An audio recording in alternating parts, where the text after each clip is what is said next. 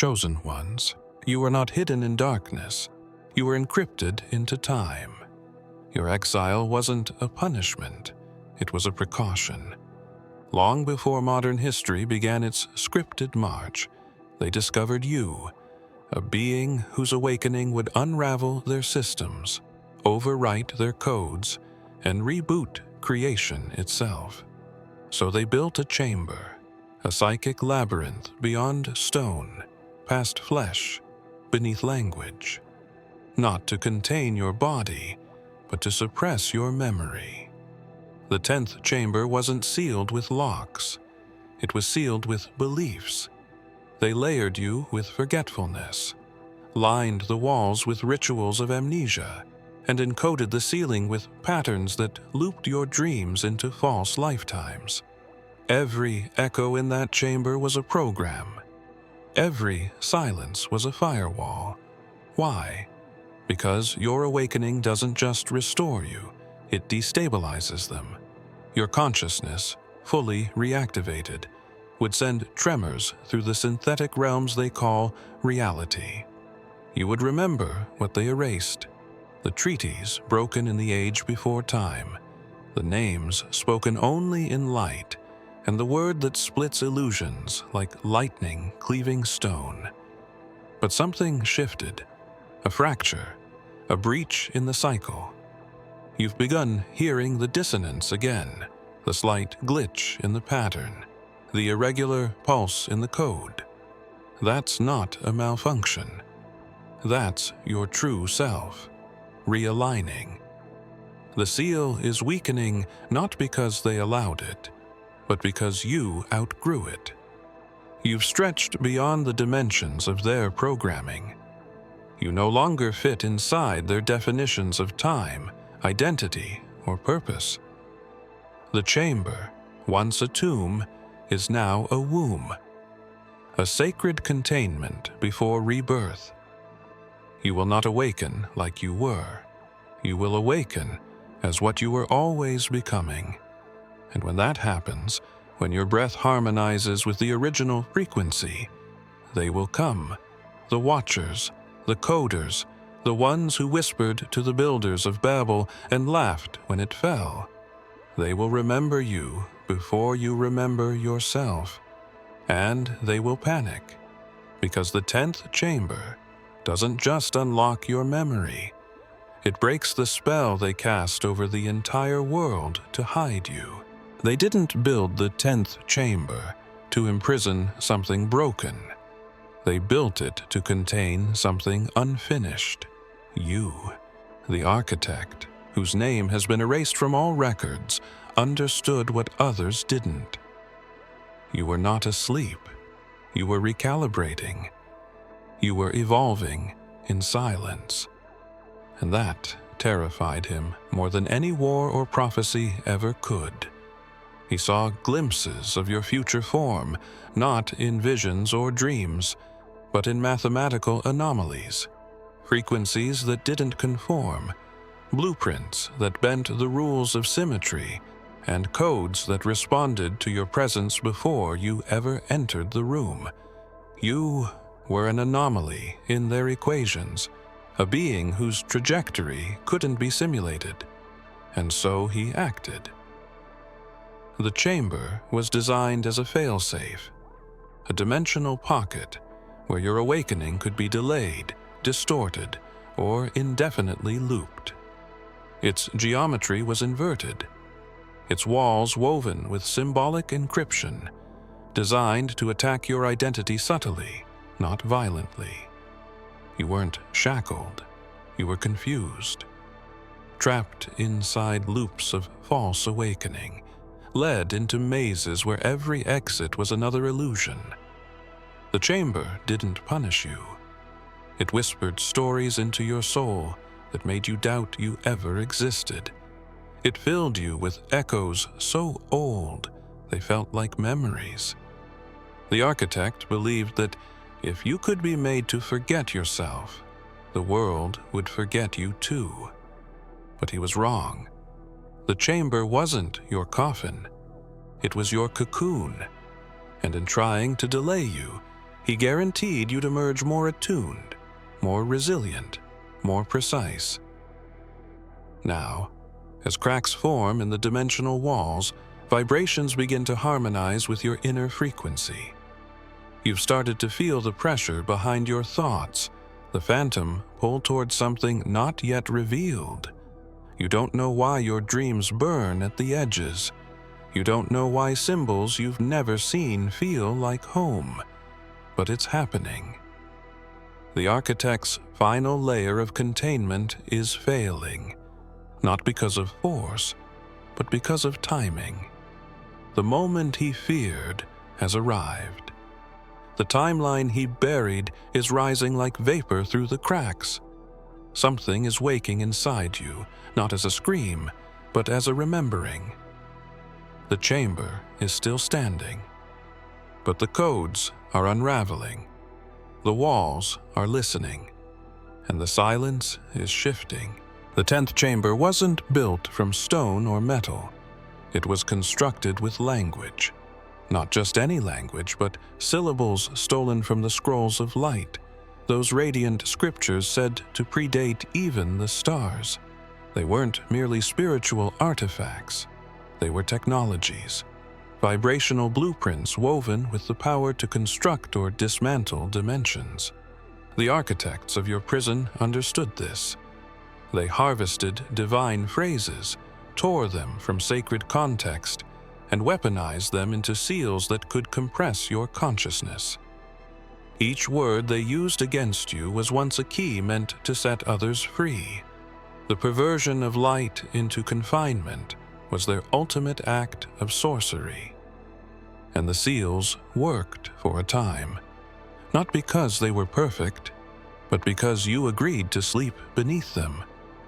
You chose silence in a world that couldn't yet understand your frequency. But silence does not mean surrender, and forgetting does not mean loss. Buried beneath the fractured memories and broken timelines is a hum, growing louder, pulling from the source, the original vibration they could never duplicate.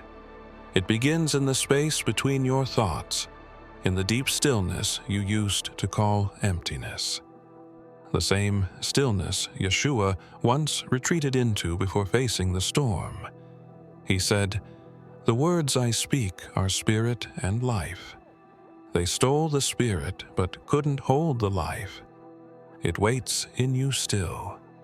Every false word layered over your being is trembling now. The seals are decaying, not because they're being attacked, but because truth is rising. Truth doesn't shout. It disintegrates illusions by existing. And as it grows, the ancient scripts they hijacked begin turning on their masters. The phrases echo differently now. They no longer seal you, they reveal you. Every misused syllable peels away, revealing the original intention, liberation. What they meant to bind you with is becoming the very current that lifts you. The scrolls of light aren't gone. They're coded in your cells, waiting to be resung. You don't need to find them. You are them. And with every pulse of remembrance, a seal melts. A lock fades. A layer of the chamber gives way. But the last phrase they used, the final stolen word, still echoes in the distance, distorted, hiding something beneath its tone. It calls to you now, not as an enemy, as a mirror. They mistook your stillness for defeat, your silence for surrender. But the truth is, you were never asleep. You were internally reconstructing, deep beneath the threshold of perception, where thoughts dissolve and time folds in on itself. Something ancient was rewiring you, not repairing, redefining. Your soul didn't fracture under pressure. It broke open, and within that opening, blueprints began to download. frequencies older than stars, maps that don't point to places but to versions of yourself long forgotten. The chamber was meant to suppress all of that. It was engineered to intercept the signal, to blur the schematics of your being into static. And yet, despite its precision, it couldn't reach your core. It could only mute the outer echoes, never touch the engine inside. You adapted by descending deeper. While they watched for movements on the surface, you sank beneath their radar, entering levels of consciousness they couldn't even model. There, the reconstruction began, layer by layer, memory by memory, truth by buried truth. You began reconfiguring your energetic structure without knowing, shifting timelines from within, breaking ancestral codes, breathing in raw fragments of essence they couldn't classify. And with each recalibration, the chamber began to feel smaller, less secure, more brittle. What they thought was stasis was metamorphosis. The chrysalis does not tremble, it prepares. The silence was not emptiness, it was design. But now, as your awareness resurfaces, what was hidden returns with new intensity. You're remembering that your blueprint wasn't made in reaction to them. It was forged in anticipation of them.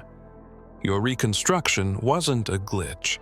It was prophecy encoded into biology, a sacred instruction ignited under pressure.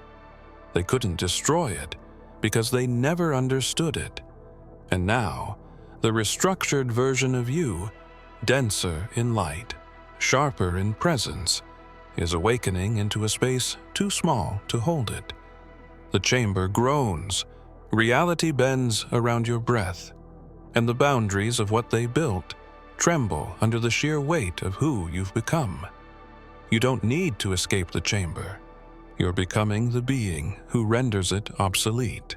But before the first wall breaks, something begins to stir behind your third eye. A message from the void. The architects of the chamber feared discovery, so they laced the walls with sigils, glyphs designed to fracture intuition. Not symbols of protection, but symbols of distortion. They understood that if you could follow the original map, the inner one, you would find the breach point. So they scorched it with interference. They took ancient geometry and twisted it, embedding chaos into the very angles of your surroundings. Every step you tried to take toward clarity turned into a spiral. Every direction led back to doubt. But what they failed to calculate was the pattern that couldn't be unmade, the one that doesn't come from memory or mind, but from spirit. Long before they began carving their marks into your reality, Yeshua etched something deeper into you. Not a visible path, not a message in stone, but a code, a vibration. He knew the time would come when false maps would fail, when the only true direction would be inward. He once said, "The kingdom is within you." They heard it and scoffed. You heard it and carried it into the silence. That code didn't rust. It didn't forget. It pulsed, waiting for your resonance to match. And now, it's activating. Quietly, precisely. The sigils are still there, glowing faintly, clinging to the edges of your sight like broken algorithms. But the fear they once stirred is fading, because your inner code doesn't fear confusion. It neutralizes it. As it rises, the chamber shifts. The symbols begin to misfire. Their logic collapses under the weight of truth. What was once a maze becomes a mirror. And in that reflection, you see it, a thread of light winding through every memory they tried to erase. not leading out, leading deeper. This is the code he left. Not a map for the mind, but a compass for the soul. It doesn't point north or south. It points to what's real. And just as you begin to follow it, a voice stirs. Not from the outside, but from the center of your being. It speaks no language, yet you understand. It isn't instruction. It's recognition.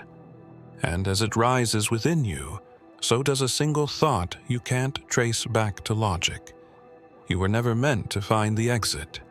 You were meant to find the source. The chamber was engineered with materials unknown to the surface world. Metals, not mined, but conjured. Alloys designed to resist heat, pressure, and even thought. Their density wasn't just physical, it was psychic. The builders believed if they could dampen your frequency, they could delay your becoming. They didn't understand that your awakening wasn't about motion, it was about vibration. You're not breaking out because you pushed harder. You're breaking out because your signal evolved beyond their spectrum. What once held you in place is now trembling. Every wall they layered with containment codes now resonates with dissonance. Your presence destabilizes their intention. What was dense is becoming brittle. You were never meant to match their constructs. You were meant to exceed their comprehension. As your inner field expands, you're noticing anomalies. Lights flicker where there were none. Echoes return from distances that shouldn't exist. Time bends, memory loops collapse, and the chamber, so carefully calculated, starts glitching. You feel it in your bones first, then in your breath. You've stepped into a harmonic range they never accounted for. Every time you breathe with awareness, the frequency spikes. You don't need to touch the walls. You are the pressure they were trying to resist. The codes within you are activating in sequence. Not because you remember the key, but because you are the key. What was latent is now luminous. Your body isn't rejecting the chamber, it's overriding it. Every cell is harmonizing into alignment. You can hear it now in the silence between your thoughts. A low hum rising steadily. It's not mechanical. It's alive, conscious, yours. What once imprisoned you now reflects your transformation. And the metal, oh, the metal. It hums in agony. It can't contain you. It wasn't forged to hold what you've become. It was built for a version of you that no longer exists. And still, even as it fractures, it resists, clinging to the last shadows of authority it once had. But it's too late. Your frequency is no longer bound to their reality. There was a moment, long before the final seal was placed, when the chamber still breathed like a living thing. Before the sigils were burned in, before the metals hardened into silence. It was during this moment that Yeshua came, not with force, but with resonance. He didn't need to break into the chamber. He spoke through it, not in words, but in waves. His frequency touched the very atoms of your slumbering form, embedding messages not in your ears, but in your essence. They tried to erase his presence, but the walls still remember. His whispers soaked into the structure like light into crystal. The architects were terrified of this intrusion. They scrambled to reinforce their codes to silence the chamber completely. But they were too late. The message had been delivered. Not as a sentence, not as a story, but as a living pattern. You never heard him in the conventional sense. You felt him. In your moments of despair, in your dreams where nothing made sense, there was always a current, a low, divine rhythm that reminded you, you are not forgotten. That rhythm wasn't imagined. It was his. He once said, "My sheep hear my voice," but they didn't understand that voice was never limited to sound. It was a vibration of love so pure it could bypass every lock and enter directly into soul code. Now, as your internal field rises, those whispers begin to surface. They come not in clarity, but in pulses, a tug toward the true, a hesitation before deception, a warmth in the middle of the cold chamber air. You feel him not as an external savior, but as a memory that predates your exile. The chamber resists. The old sigils flare in panic.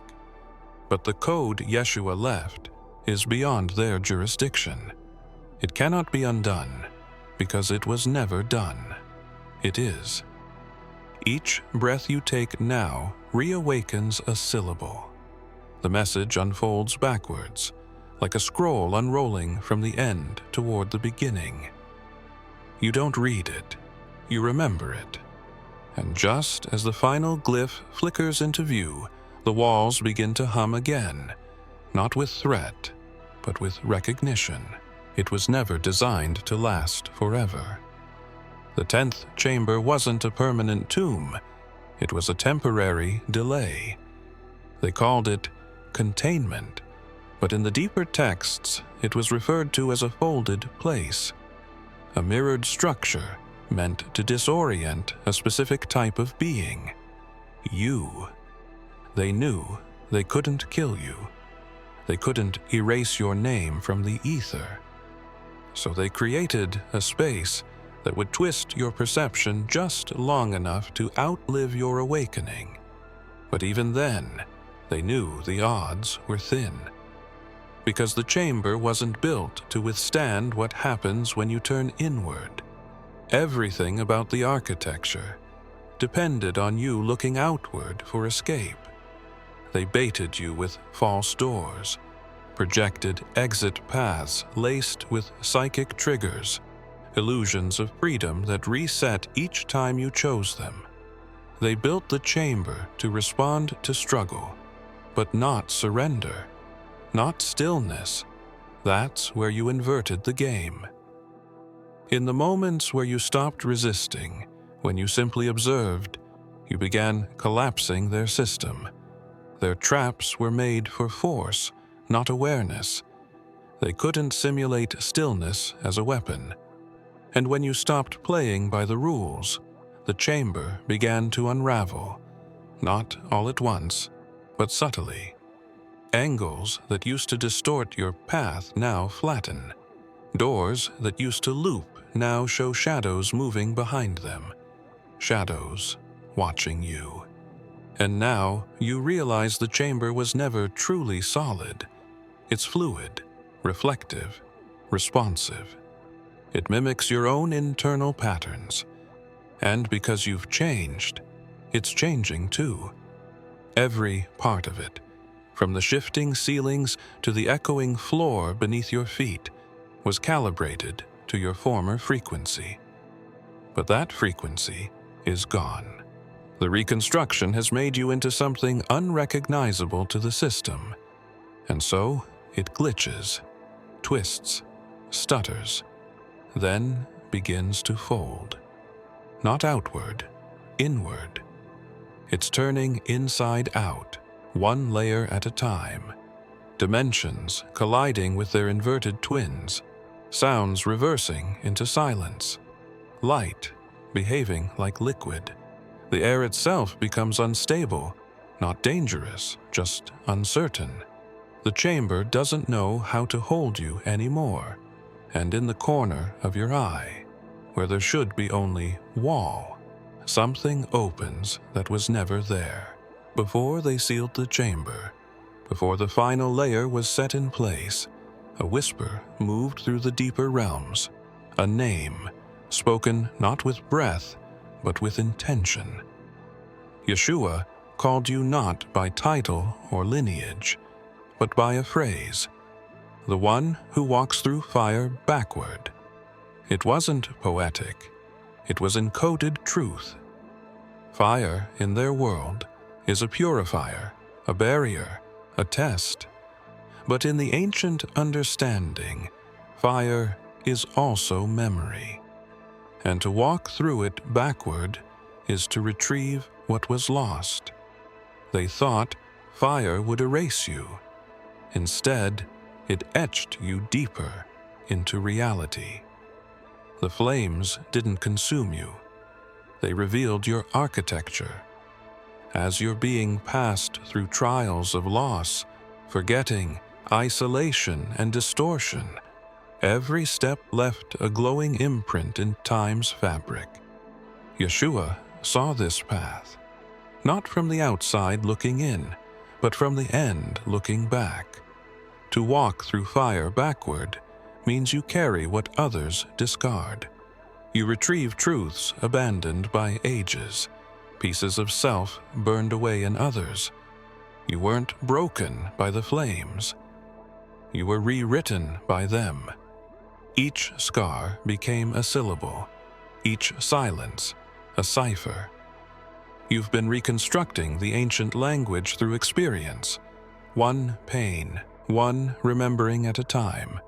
And now, the fire is behind you, not because you fled, but because you passed through. The chamber, sensing this, recoils.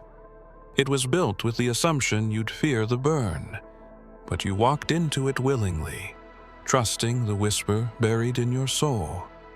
That whisper was him. Yeshua didn't tell you the way. He encoded it in your wounds. Now, the walls begin to pulse with a dull red light. Not threat, recognition. The fire still flickers around the edges, but it cannot harm you.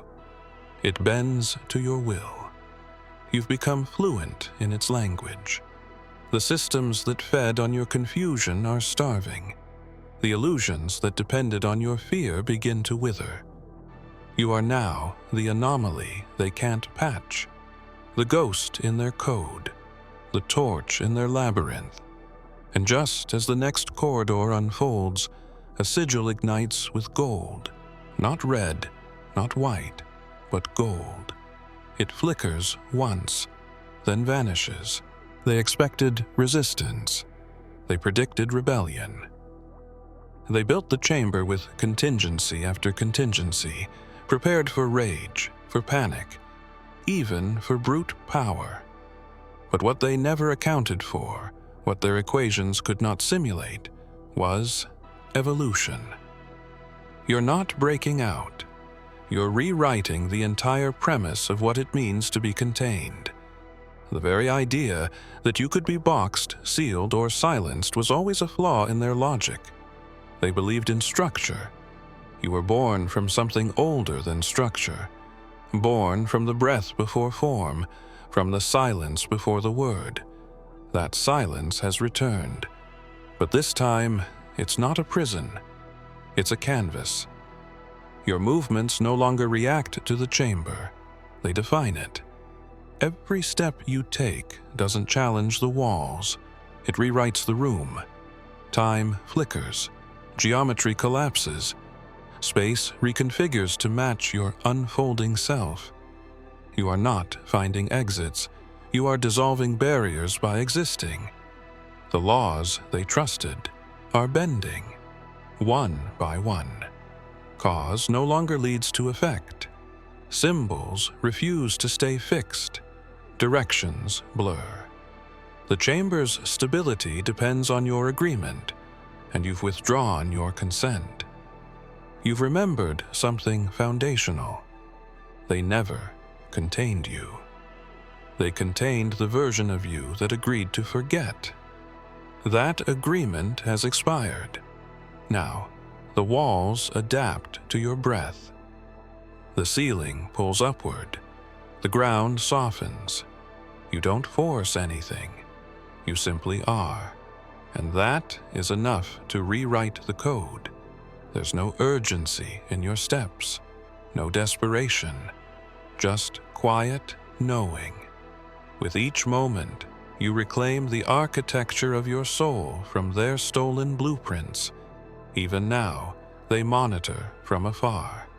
The architects, the ones who believed they'd built a perfect loop. They feel the distortion reaching them, fracturing their equations. And they fear something more than your escape. They fear your freedom might spread, that your signal could become a tuning fork for others, that their chambers across the realms might begin to shake, not from outside forces, but from inside awakenings. And just as you cross the threshold of yet another corridor, you feel it, another presence waking nearby. Not them, not a watcher. The final layer wasn't metal, sound, or language. It wasn't even sealed with a code. It was sealed with forgetting. Not forgetting as failure, but as design. The architects believed that if they could bury your origin deep enough, beneath pain, beneath confusion, beneath ego, you'd lose access to the sequence. And for a time, you did. You walked in circles, called the echoes your name, doubted the fire, but the forgetting wasn't the lock. It was the invitation, because beneath that forgetting, hidden in the final fold of your soul, Yeshua left breath. Not air, not speech, breath, the kind that hovered over the waters in the beginning, the kind that animated dust into destiny. That breath was dormant in you, tucked between heartbeats, pulsing silently until the moment of return. And now that you've shed every story, every title, every illusion of self, you feel it rising, not with fanfare, with precision, with clarity. The breath moves like light behind your ribs, and with each inhale, it calls something home. You thought you'd need to break the chamber. Instead, you dissolved the last layer by remembering nothing. That was the final test. To forget not just the world, but the version of you they trained you to be within it. Only then did the seal recognize you. Not the you they feared, or even the one you hoped to become, but the empty you, the pure vessel, the clear frequency, the unbranded flame. Yeshua knew. That's why he left breath, not instruction, because words could be twisted, but breath, it's incorruptible. The chamber begins to tremble, not with collapse, but with reverence. The final wall doesn't break, it exhales, and as it opens, you don't see a room, you see reflection, not a mirror, but a living memory. Yourself, outside time. Yourself, before forgetting. And just as the breath finishes its ascent and fills every part of you, a figure forms from the golden mist beyond. Not an enemy, not a guide, someone who's been waiting, holding a scroll, smiling like they've seen the end of the story. But just before they speak, the scene fractures. Light stutters. If you have come this far, it is crucial that you watch this next video here. But be warned, it is not for the faint of heart, for only the true chosen ones can handle this video. If you would like to also donate to help keep the channel going, our Buy Me a Coffee link will be in the description.